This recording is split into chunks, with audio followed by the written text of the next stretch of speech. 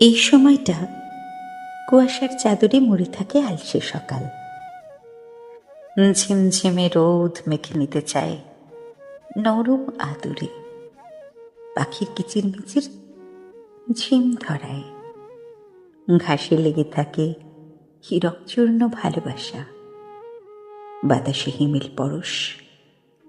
ঠিক তখনই গায়ের চাদরের মতো স্মৃতি জড়িয়ে নিতে চায় মন, এক বুক ভালোবাসার খবর পৌঁছে দিতে চায় বহুকাল পড়ে থাকা অযত্ন দালানে, উপন্যাসের শেষ অধ্যায়ের শেষ পংক্তিতে। ধ্যানে বসার আগের নিস্তব্ধতা ছড়ায় চারিদিকে।